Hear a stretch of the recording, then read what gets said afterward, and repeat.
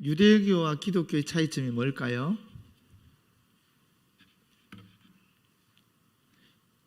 우리 유대교도 구약 성경을 자기들의 경전으로 쓰고 있고, 우리 개신교에도 기독교에도 구약 성경을 경전으로 쓰고 있지요. 그런데 유대교에는 신약이 있을까요, 없을까요? 당연히 없겠죠, 그죠? 실제로 구약 성경 같은 경우에도 이 히브리 성경하고 이 그리스 성경이 순서가 다릅니다. 순서가 다르다니까 좀 이상하죠, 그죠? 그런데 히브리 성경 같은 경우에는 삼분법이라고 해서 모세오경인 율법서와 또 이 예언서와 성문서로 이렇게 세 개로 구분하고 있습니다. 반면에 우리 기독교의 그리스 성경은 사분법을 쓰고 있습니다. 사분법. 그게 율법서, 모세오경 똑같고요. 그 다음에 역사서, 시가서, 예언서라 그래요.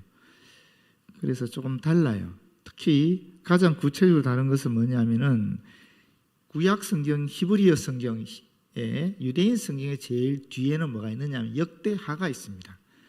그래서 히브리어 성경의 제일 마지막은 역대하 36장 23절인데 이렇게 끝나요. 바사왕 고레스가 이같이 말하노니 하늘의 신 여호와께서 세상 만국을 내게 주셨고 나에게 명령하여 유다 예루살렘의 성전을 건축하라 하셨나니 너희 중에 그의 백성된 자는 다 올라갈지어다. 너희 하나님 여호와께서 함께 하시기를 원하노라 하였더라. 이게 히브리어 구약 성경의 제일 끝부분입니다. 우리 그리스 성경의 기독교 성경의 제일 구약의 끝부분은 뭐냐면은 말라기 4장이죠. 말라기 4장 5절 6절 말씀인데 거기 보게 되면 보라 여호와의 크고 두려운 날이 이르기 전에 내가 선지자 엘리야를 너에게 보내리니 하는 말씀으로 연결되어 있어요. 그리고 6절에서 끝이 나요. 이 얘기를 왜 하느냐 하면은 유대인들에게 성경의 끝은 바벨론 포로에서 귀환하는 거로 해방되는 거로 끝나요. 그런데 우리 기독교인들에게 구약 성경의 끝은 엘리야, 세례요한이 온다는 것으로 끝난다라는 거예요. 세례요한이 오고 그 뒤에 세례요한은 예수 그리스도의 길을 준비하는 분으로서 오는 거잖아요. 그래서 이 모든 구약 성경은 사실은 예수 그리스도를 예비하는 의미를 담고 있다라고 볼 수 있는 것이 기독교에서 말하는 구약의 개념입니다. 그래서 구약은 뭐냐? 옛 약속이에요. 신약은 새 약속이죠. 그죠? 옛 약속은 뭡니까? 메시아가 온다라는 거예요. 새 약속은 뭐겠어요? 그 메시아가 다시 온다라는 거예요. 재림하신다라는 거예요. 그래서 앞에서 우리 EM에서도 얘기했지만은 대림절은 뭐냐? 대림, 기다린다는 거잖아요. 기다릴 대자에다가 임재할 임자거든요. 임한다는 뜻이거든요. 예수님이 처음 이 땅에 오신 것을 초림이라 그러죠. 그죠? 처음 왔으니까 초림. 다시 오신다. 재림. 그래서 초림을 기억하고 재림을 기다리는 것이 대림절이에요. 우리가 지금 대림절 세 번째 주일을 보내고 있는 것입니다. 이 대림절 기간에 특별히 우리가 해야 할 일이 뭘까? 우리는 어떤 마음의 자세를 가지고 이 대림절 기간을 보내면 좋을까? 하는 말씀을 오늘 함께 나누려고 하는 거예요. 오늘 본문의 말씀을 보시게 되면 빌립보 교회에 대한 이야기가 나옵니다. 그죠? 바울 사도가 빌립보 교회에 보낸 편지가 빌립보서거든요. 그런데 빌립보는 어떤 곳이냐면은 여러분 그 이야기 아시죠? 바울 사도가 사실은 열심히 준비해서 어디를 가고 싶었느냐? 아시아로 가고 싶었어요. 지금의 터키를 가고 싶었어요. 그 터키를 통해서 어디로 들어갑니까? 그러면 저기 인도 쪽으로 해서 페르시아를 거쳐 인도 쪽으로 가는 거예요. 중국 쪽으로 가기도 하고. 그럼 결국 지금 우리가 있는 이 지역으로 복음을 전하고 싶어 했던 것이 바울의 원래 선교 계획이었습니다. 그렇게 계획을 잡고 들어와 왔는데 하나님께서 환상을 보여주시는 거예요. 그 환상이 뭡니까? 마게도니아인들의 환상이에요. 마게도니아인들은 어디냐면은 오늘날 그리스 북부 지방을 얘기하는 거예요. 그리스 사람들이 이쪽으로 오세요 하고 계속 바울에게 이야기하는 그 환상을 보게 되면서 하나님께서 이 유럽 쪽을 가기를 원하시는 거구나 라고 해서 방향을 틀어서 사실은 이 터키 쪽으로 가려고 하다가 틀어서 유럽 쪽으로 온 거예요. 유럽에 넘어와서 제일 첫 번째 도착한 성이 어디냐? 빌립보 성이에요. 그 성령 인도하심 따라 바울이 빌립보 성에 왔는데 거기서 무슨 꼴을 당했느냐? 엄청난 꼴을 당하죠. 주의 명령 따라 성령 인도하심 따라 복음을 전했는데 바로 감옥에 갇히는 거예요. 왜냐하면 귀신 들린 여자를 구해주거든요. 그러니까 소요가 일어나고 감옥에 갇히게 되죠. 거기서 사실 루디아라는 자주장사를 만나기도 했지만 결국 감옥에 갇히게 되죠. 그런데 그 감옥에 갇힌 가운데에서도 바울이 또 신라가 둘이서 같이 하나님께 찬양을 드리고 감사의 예배를 드렸을 때 어떻게 됐습니까?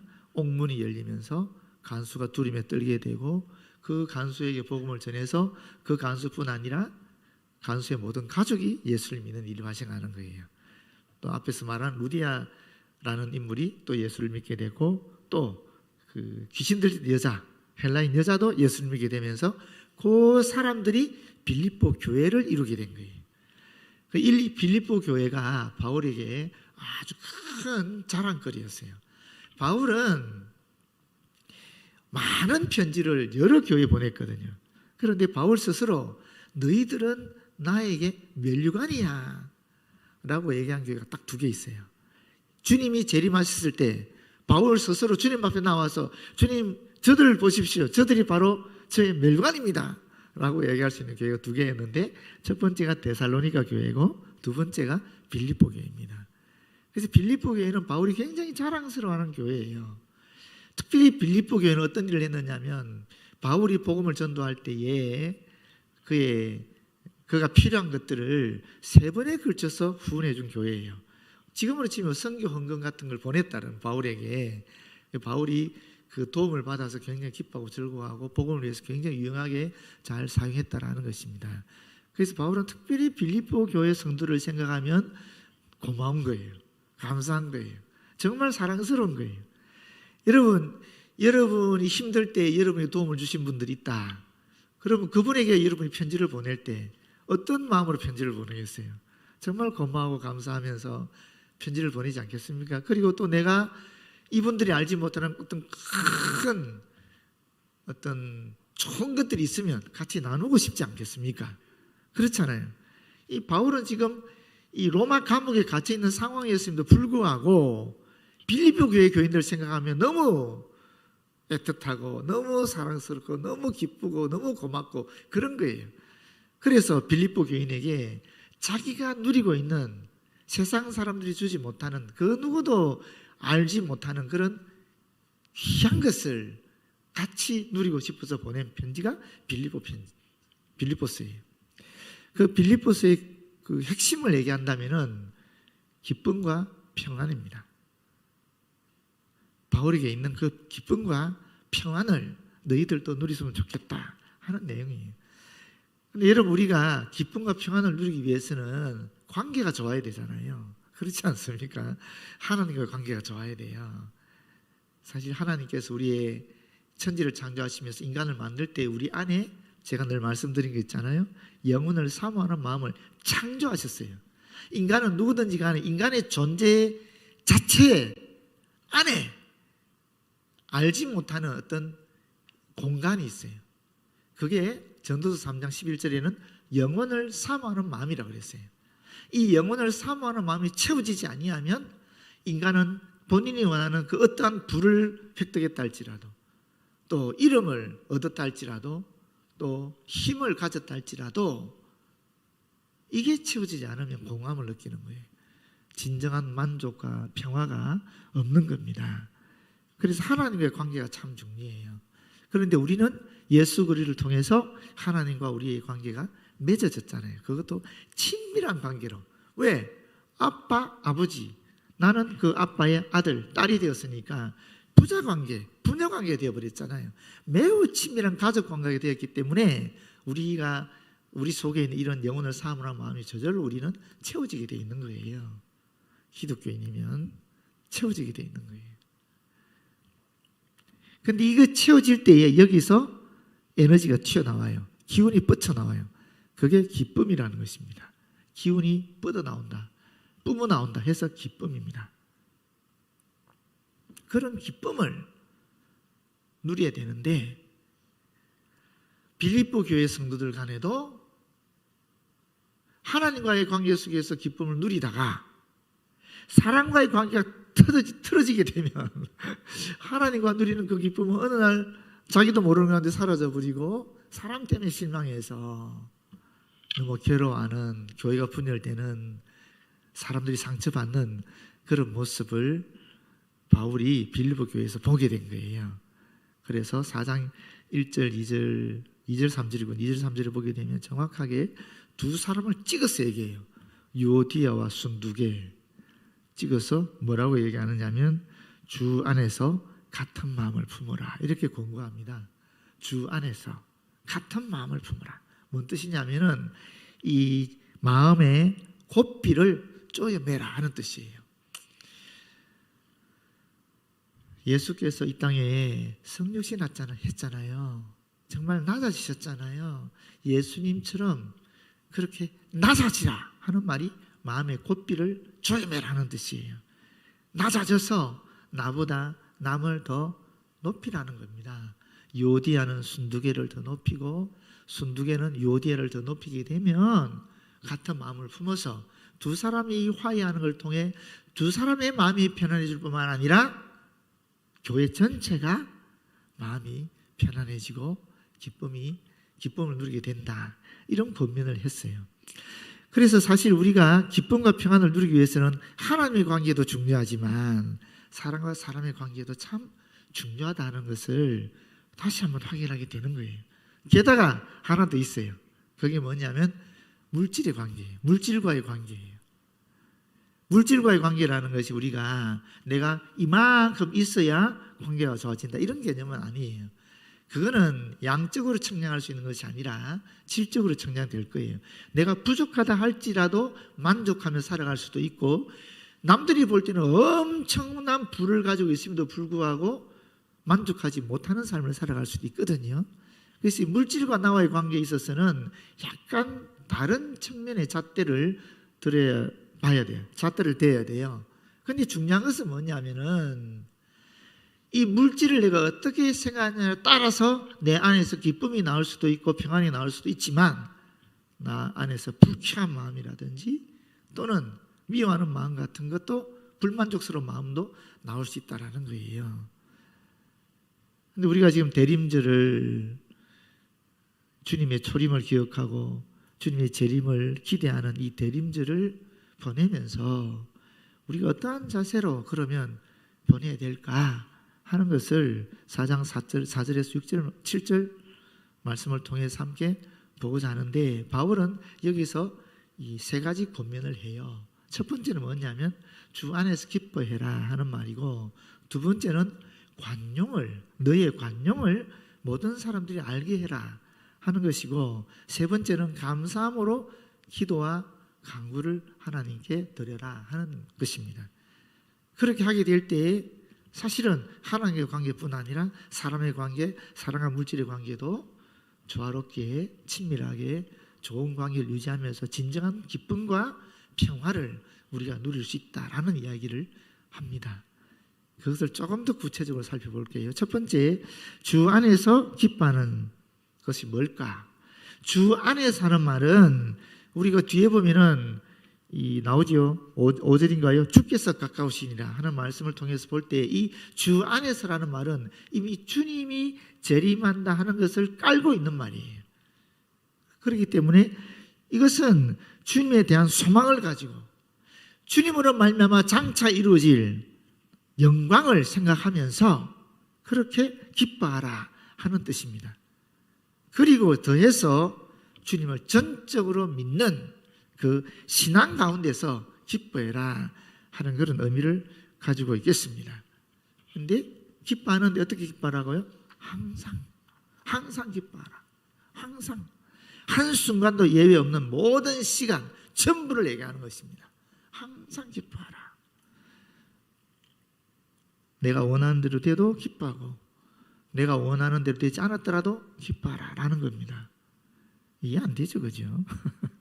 사실 우리가 원하는 것들이 이루어지면 기쁨이 있지만 우리가 원하는 것이 이루어지지 않으면, 내 원대로 되지 않으면 우리는 사실 실망하지요. 그렇지 않습니까? 괴롭잖아요. 근데 바울은 그렇게 얘기하지 않아요. 기뻐하라. 언제나 기뻐해라. 어떤 상황에서든지 기뻐해라. 내가 원하는 상황이 주어지든 원치 않는 상황이 주어지든 기뻐하라 라고 얘기하고 있는 것입니다. 하박국 3장 17절에서 18절에 보게 되면 이런 말씀이 있습니다. 비록 무화과 나무가 무성하지 못하며 포도나무에 열매가 없으며 감람나무에 소출이 없으며 밭에 먹을 것이 없으며 우리의 양이 없으며 외양간에 소가 없을지라도. 이 어떤 상황을 얘기하는 걸까요? 인간이 살아갈 수 있는 기본적인 생활조차도 가능하지 않는 상황을 얘기하는 거예요. 더 정확하게 말하면 하박국이 하나님께 계시를 받았어요. 그 계시의 내용은 하박국으로서는 매우 절망적인, 정말 가슴 아픈 미래에 대한 계시였어요. 그거는 자기 조국이 멸망한다는 겁니다. 예루살렘이 바빌론에 의해서 완전히 폐허가 된다는 거예요. 조국의 멸망을 하나님의 계시로 받은 거예요. 그걸 풀어 설명하는 것이 이런 내용입니다. 나라가 망했으니까 무화과도 포도나무도 감람나무도 먹을 것도 우리의 양도 소도 없는 정말 살아가기 힘든 척박한 상황이 온다라는 거예요.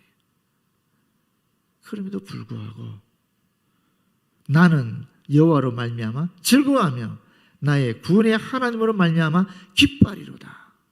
이런 얘기를 하는 겁니다.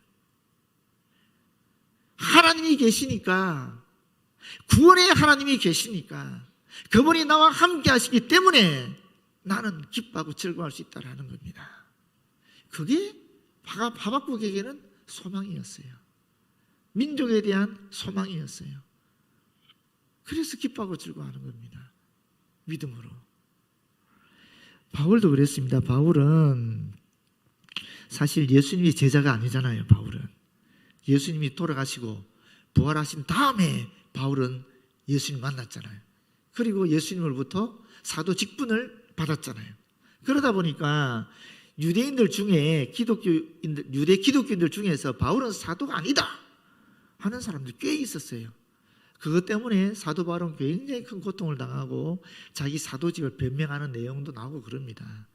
심지어 어떤 내용까지 나오냐면은 사도 바울을 시기해서 내가 사도 바울보다 더 훌륭한 주님의 제자야, 사도야 라는 것을 증명하기 위해 그리스도의 복음을 전하는 사람들도 있었어요. 여러분, 정말 교회를 열심히 하는데 그 일을 열심히 하는 이유가 나보다 더 다른 사람에게 칭찬받기 위해서, 내가 너보다 나라는 것을 증명하기 위해서 그렇게 교회를 열심히 다니고 섬기고 충성한다는 얘기를 들어보십시오. 그 얘기를 듣는 입장에서 기분 좋겠어요, 나쁘겠어요? 당연히 반맛이죠. 그렇지 않겠습니까? 뭐 저런 게 다 있나 그런 생각 들지 않겠어요? 말로는 표현하지 않지만 속으로 안 그러겠습니까? 해도 해도 너무한다. 어떻게 그럴 수 있냐? 이렇게 하지 않겠습니까? 근데 바울은 그런 상황 속에서도 기뻐한다라고 얘기합니다. 왜? 자기로 말미암아 어쨌거나 예수 그리스도가 전파되니까. 나쁜 의도를 가지고 주의 복음을 전한다 할지라도 결국 주님은 전파되는 거니까 그게 기쁘다라는 거예요. 바울이 감옥에 갇혔잖아요. 여러분, 성경에 뭐라고 얘기합니까? 전도하면 많은 사람들을 옳은 길로 인도하게 되면 하늘에 별처럼 빛나리라. 그게 다니엘서 17장에 나오는 말씀이거든요. 별처럼 빛나기는 고사하고 성령의 계시를 받아서 자기의 뜻을 꺾고 아시아로 가려고 하다가 유럽으로 틀어서 갔는데 가서 무슨 일이 일어납니까? 감옥에 들어가는 거예요. 착고를 차고 두드려 맞고 감옥에 갇히는 겁니다. 거기서 무슨 찬양과 감사와 기쁨이 터지겠습니까? 그런데 바울과 실라는 감사와 기쁨과 찬양이 터졌다라고 얘기하고 있어요. 여러분, 이건 우리가 이해할 수 없는 겁니다. 이거는 하나님이 주시는 신비로운 기쁨이지 인간 세계상에서 인간적으로 누릴 수 있는 그런 기쁨이 아니라는 거예요. 맨발의 성자라는 책이 있습니다. 그 소제목은 한국의 성 프란치스코 이현필전이라는 책입니다. 엄두스 목사님이 낸 책인데, 엄두스 목사님이 이현필에 대해서 이렇게 얘기합니다. 겨울에도 맨발로 다니던 성인, 지리산 눈보라 속에서 십자가의 노래를 부르며 통곡하던 성인, 거지 굴 속에 칠성판을 깔고 누워 그리스도의 보혈의 은총을 받은 성인, 그분이 바로 이현필이라는 인물이다. 목사도 장로도 아니었어요. 이분은 그냥 평신도였습니다. 그런데 이분이 결핵 환자를 간호하다가 자기도 결핵에 폐병에 걸리는 거예요. 그리고 일평생 이 폐병 때문에 고통을 받다가 결국 이 폐병으로 돌아가십니다. 돌아가시는데 임종한 사나흘 전부터 몸이 막 불덩이가 지금 뜨거워지고 숨도 제대로 못 쉬게 되는 거예요. 그런데 숨통이 트이면 이분이 이런 얘기하는 거예요. 오, 기쁘다. 기쁘다. 기뻐. 오면 못 참겠네. 아이고 기뻐. 이렇게 부르짖는 거예요. 막 몸이 불덩이 올라가서 헛소리하고 숨도 못 쉬고 끄끄거리고, 그런 상황에서 숨통이 트이기만 하면 오, 기뻐. 너무 기뻐. 못 참겠다. 이 기쁨을 내가 종로 내거리에 가서 전하고 싶다. 이렇게 사나이를 계속 걸으시는 거예요. 그러다가 마지막에 이렇게 인사하고 돌아가셨습니다. 제가 먼저 갑니다. 둘러싸있는 제자들한테 다음에들 오시오 하고 눈을 감았어요. 자기가 미리 예고한 그 시각에 무릎을 꿇고 하늘을 향해 고개를 들고 기도하는 모습 그대로 그렇게 돌아가셨다라고 해요. 여러분, 이분이 수도하는 분이었거든요. 결혼했지만 부부가 같이 수도 생활하면서 부부 생활을 그렇게 했어요. 한 푼이라도 들어오면 모았다가 다른 사람 도와주고 하는 그 일에 다 상의했던 분이에요. 남들 도와주다가 병까지 걸려서 결국 그 병으로 죽는 사람이 무슨 기뻐. 기뻐. 너무 기뻐. 이 기쁨을 정말 전하고 싶어. 이렇게 얘기가 죽을 수 있겠어요. 상상할 수 없는 겁니다. 그 기쁨은 하나님이 주시는 기쁨이에요. 인간적으로 누릴 수 있는 기쁨이 아니에요. 그런데 그 기쁨을 바울도 가졌고요. 우리 신앙의 선배인 우리 대한민국 사람 이현필 선생도 가졌어요. 저와 여러분에게 있을까요? 없을까요? 우리에게도 있어요. 그리스도께서 이미 우리에게 주셨어요. 근데 우리가 그것을 못 누리고 있는 거예요. 안타깝게도. 왜 못 누리는 걸까? 좀 더 보겠습니다. 두 번째는 관용을 모든 사람에게 알게 하라라고 이야기하고 있는데 5절 보면 너희 관용을 모든 사람에게 차별하지 말고 공평하게 알게 하라, 알려지게 하라, 그런 말이죠. 왜? 주께서 가까우시니까. 이 관용이 뭔가? 디모데전서나 디도서나 야고보서나 베드로전서에도 똑같은 단어가 있는데 이 단어는 거기서는 어떻게 사용이 되느냐면은 자신의 우월성을 내세우지 않고 부드러운 또는 참는 그런 것을 뜻한다라고 해요. 또 시편 85편 5절에도 이 단어가 있는데 그때 이 단어는 용서할 준비가 된 그런 뜻으로 사용되고 있어요. 그리고 여기서는 관용이라는 뜻으로 번역이 되고 사용되고 있는데 그 말은 넓은 마음으로 남을 품는 것을 이야기하는 거예요. 남의 잘못에 대해서 너그럽고 그들의 결정을 판단하는 데 있어서 인자한 태도를 가지는 자세가 바로 이 관용의 마음입니다. 더 쉽게 말하면 나와 다름을 내가 인정하고 그 사람을 내 잣대대로 판단하는 것이 아니라 내가 살아왔던 문화적 환경이나 내가 가지고 있는 가치관으로 그 사람을 판단하는 것이 아니라 그저 그 사람 그대로 있는 그대로의 그 사람을 내가 너그럽게 받아주는 그 마음이 관용이에요.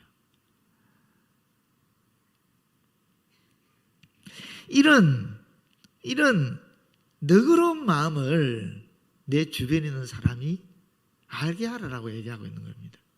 어떻게? 내 삶을 통해서.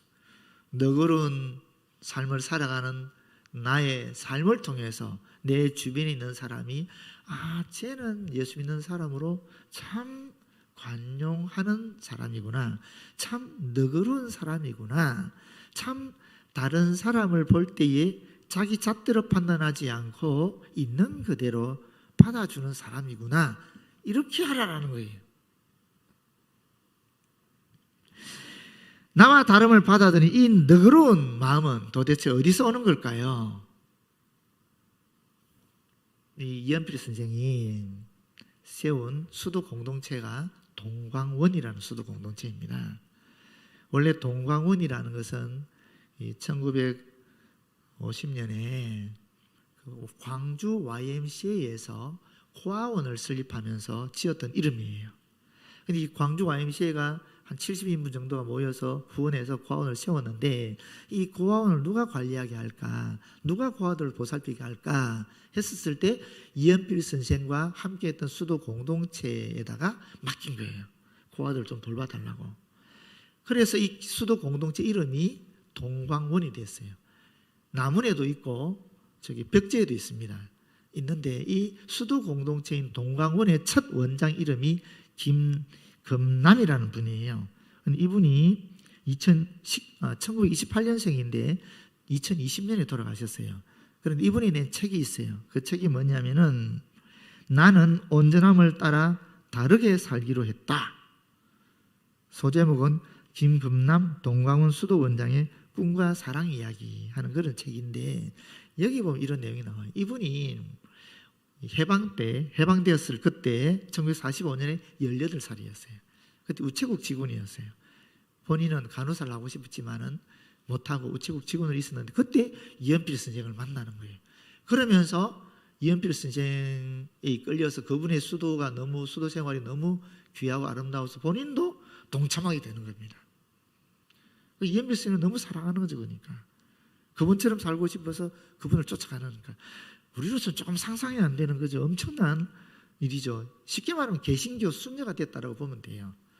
천주교만 순녀가 있는 것이 아니라 개신교에도 순녀가 있습니다. 이런 동광원에 순녀들이 있어요. 수도원에 사는 사람이 순녀 아닙니까? 그렇잖아요. 이 개신교 순녀들이에요. 그런데 그 수도 원장 김금남이라는 분 이런 얘기예요.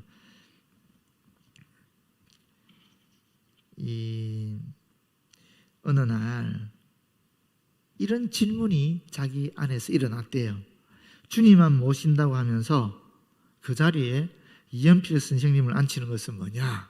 자기 스스로 질문한 거예요. 지금 수도 생활의 목적은 이현필 선생 뒤를 쫓아서 예수 그리스도처럼 살기 위한 것이거든요.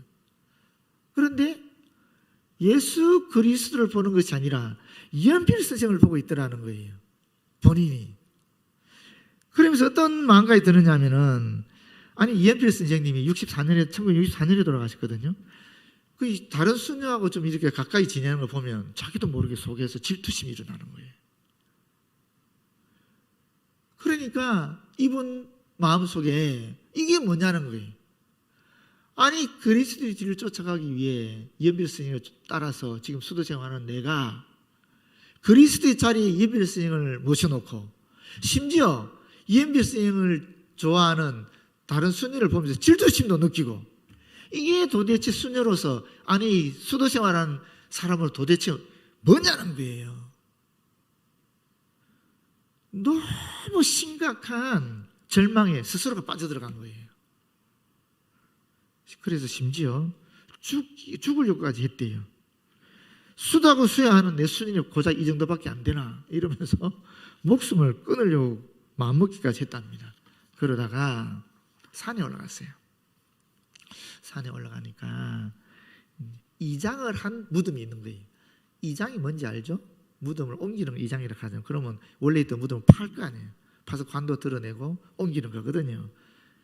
그러면 그 관을 판 그대로 무덤이 있는 거죠. 그러니까 그 관판 그 자리에 이분이 들어가서 누워요. 누워서 거기서 사나흘 동안 기도하는 겁니다. 예수님, 저를 새 사람으로 만들어주세요. 그러면 살고요, 안 그러면 죽겠다는 거예요. 그래서 이대로 죽이라는 거예요. 그렇게 목숨을 걸고 산에서 대단하죠. 안 무섭겠습니까? 저도 무서워서 못할 것 같아요. 이거는 지금 자기 목숨을 걸고 기도하는 거죠. 그러니까 그렇게 기도하는데 사나흘이 지났을 때에 가시관을 쓰시고 피를 철철 흘리는 예수님이 나타난 거예요. 그 모습을 보게 되는 겁니다. 그리고 주님의 음성을 듣는데 주님이 이렇게 말씀하세요. 엘리 엘리 라마 사박다니, 너가 이렇게 회개하고 괴로워할 줄 알고 내가 2000년 전에 십자가에 죽었단다. 그 모습 보고 그 음성을 듣는 순간에 어떻게 됐겠어요? 예수 그리스도의 보혈의 은혜를 체험하게 되면서 이렇게 외치는 겁니다. 주님이 나를 용서했으면 기쁘게 살겠습니다. 그 이후로 시기와 질투는 없어지고 마음의 평화와 자유함을 누리게 되면서 비로소 자기에게 주어진 다른 삶을 포용하고 다른 삶을 섬기는 그 일을 감당할 수 있게 되었다라는 겁니다. 여러분, 우리가 어떻게 기뻐할 수 있을까? 어떻게 하면 정말 도저히 용서할 수 없는 그 사람을 내가 용서하고 너그럽게 받아줄 수 있을까? 예수 그리스도께서 십자가에서 저와 여러분을 위해 흘리신 그 보혈을 기억하면 됩니다. 그런데 그 기억이 사라지게 되면, 희미해지게 되면 우리 속에 기쁨도 희미해지고 용서하는 마음도 희미해지고 너그러운 마음도 다시 좁아지게 되는 것입니다. 이미 저와 여러분 안에는 이런 너그러운 마음, 이런 기쁜 마음이 그리스도의 보혈에 의지해서 이미 있어요. 있는데 우리 그 첫사랑, 주님 만났던 그 기억, 십자가의 보혈에 대한 믿음, 이런 것들이 우리 안에서 희미해질 때 주님이 주신 기쁨도, 주님이 주신 용서하는 마음도, 주님이 의뢰 허락하신 그 넓은 너그러운 마음조차도 다 희미해지게 되는 것입니다. 마지막 세 번째는 염려하지 말고 감사함으로 기도하는 자세를 이 대림절 기간에 우리가 가져야 될 줄로 믿습니다. 6절이죠. 아무것도 염려하지 말고 다만 모든 일에 기도와 간구로 너희 구할 것을 감사함으로 하나님께 아뢰라. 염려라는 말은 문제거리를 인식하고 근심하는 것을 말하거든요. 자신이 통제할 수 없는 것들에 대해서 쓸데없는 근심에 빠지는 것입니다. 미래의 짐을 지고 스스로 자신의 마음을 공연히 괴롭히는 것을 얘기하는 것입니다. 이게 염려라는 말입니다. 걱정거리 버리기 연습이라는 책이 있어요. 그 소제목은 걱정거리의 90%는 일어나지 않는다라고 되어 있더라고요. 그 내용 중에 이런 것이 있어요. 현실적인 근심이란 없다. 걱정은 현실과 거리가 멀다. 현실을 직시하는 사람은 오히려 걱정 같은 쓸데없는 생각에 에너지를 낭비하지 않는다. 지금 당장 할 수 있는 일을 찾고 해야 할 일을 해 나갈 따름이다. 그렇게 기록하고 있어요. 여러분, 사람들은 염려하지 말라 말하면서 그럴 때 뭐라고 얘기합니까? 염려하지 말라 하면서 하는 말이 있어요. 괜찮아, 너는 할 수 있을 거야, 이렇게 얘기해요.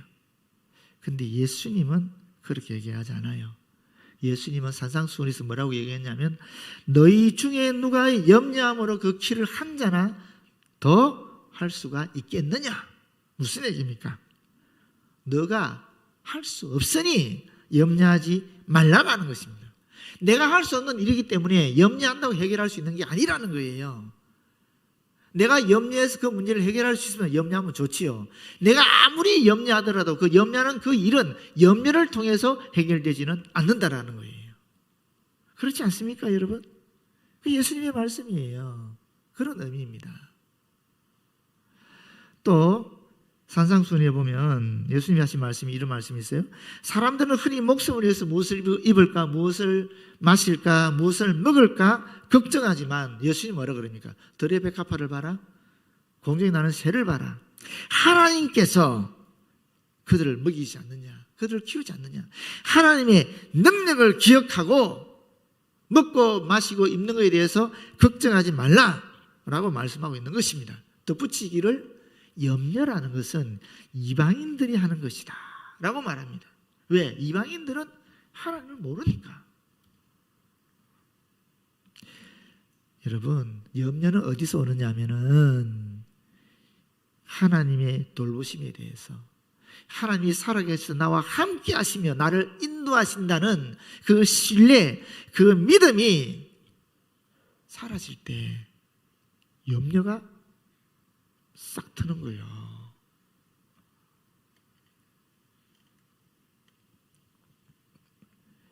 염려는 믿음의 문제입니다, 여러분. 진짜 믿음의 문제입니다. 다만 모든 일이 기도와 간구로라고 얘기하고 있어요. 기도와 간구. 기도는, 앞에 나오는 기도는 이 공적 예배에 드리는 이와 같은 기도를 얘기하는 거예요. 뒤에 나오는 간구는 개인적인 특별한 요청을 얘기하는 겁니다.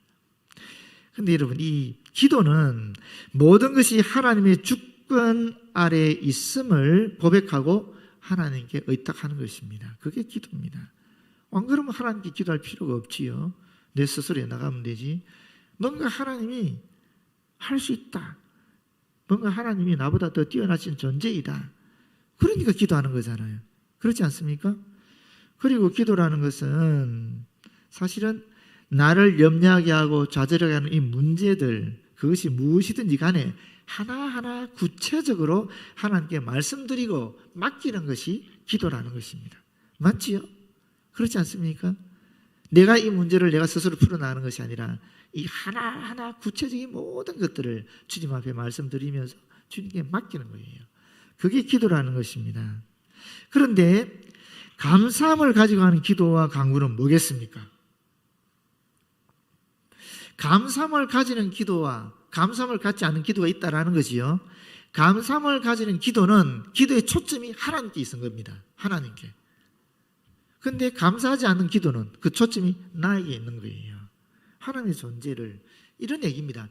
여러분, 문제를 하나님께 아뢰잖아요. 기도하면서 통성으로 기도할 때도 있고 막 간절히 눈물 흘리면서 기도할 때도 있고, 또는 그냥 말로 이렇게 주님 앞에 기도할 때도 있지만, 결국 기도라는 것은 하나님께 내가 원하는 것을 요청하는 건데 하나님이 그래 알았어 라고 응답하실 때가 있어요. 그 응답을 받기 위해서는 여러분의 초점이 어디 있어야 되겠어요? 하나님께 가 있어야 되잖아요. 그래야 하나님 주시는 말씀을 내가 들을 수가 있죠. 근데 나에게 있으면 어떻게 됩니까? 계속 내 문제만 끊임없이 얘기하는 거예요. 하나님 뜻을 기다리지도 않고 하나님 음성을 듣지도 않고 내 얘기만 하는 거예요. 나에게 초점이 있으니까. 그런데 하나님께서 나를 사랑하시고 나를 위해서 하나밖에 없는 아들을 보내주셨고, 또 지금도 나를 사랑하셔서 합력하여 선을 이루어 나가시기를 원하신다 하는 그런 믿음이 있으면, 하나님께 초점이 가 있으면 내가 원하는 것을 주님께 아뢰다가도 내 귀를 열고 내 마음의 귀를 열고 하나님께 들리시는 음성을 들으면서 내 뜻을 끊고 하나님 뜻에 나를 일치시킬 때도 있고, 그렇지 않습니까? 심지어 내가 원하는 길은 이 길인데 하나님이 이 길로 가라 그랬을 때 또 이 길로 갈 수도 있는 것이고, 물론 제일 좋은 것은 내 뜻과 하나님 뜻이 일치해서 내 소원대로 하나님이 이루시는 때도 있지요. 그러나 중요한 것은 뭡니까?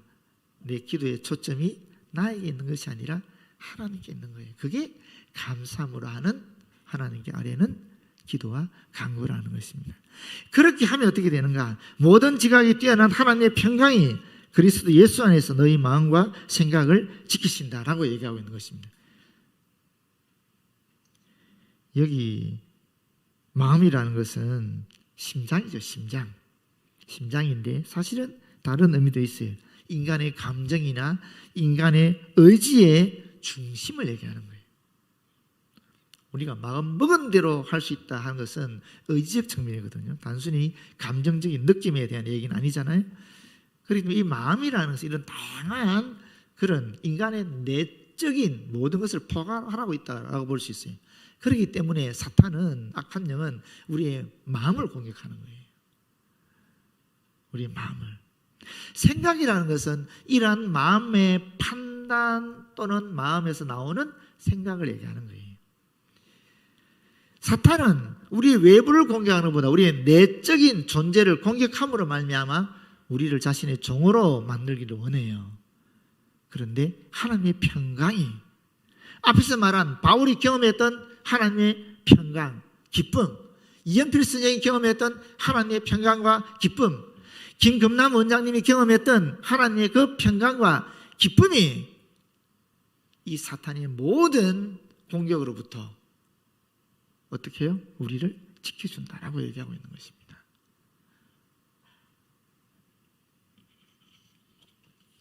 여러분, 결론적으로 말씀드릴게요. 우리는 주님 앞에 서는 날을 생각하면서 서로를 바라보는 것이 이 대림절 기간에 매우 필요한 이 생각 또는 시각이라고 여겨져요.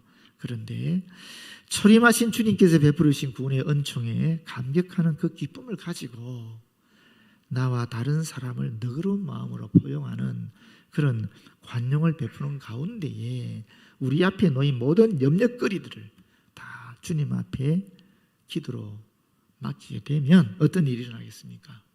그리스도께서 이미 이루신 구원을 다시 한 번 더 또렷하게 깨닫게 되고, 당장 눈앞에 있는 이 고난의 현실에 눈을 감거나 또는 함몰되는 것이 아니라 오히려 눈을 크게 뜨고 그 고난 그 뒤에 있는 하나님의 승리를, 세상을 주관하시는 그 하나님의 능력을 알아차리게 되면서 우리가 이 땅에서 주님이 기뻐하시는 삶, 승리하시는 삶을 살아갈 수 있게 된다는 것입니다.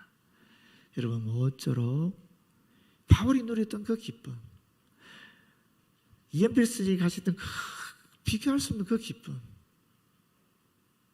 그 기쁨과 평안을 저와 여러분도 같이 누리면서 함께 주님이 기뻐하시는 삶을 살아갔으면 참 좋겠습니다. 기도하겠습니다. 주님, 감사합니다.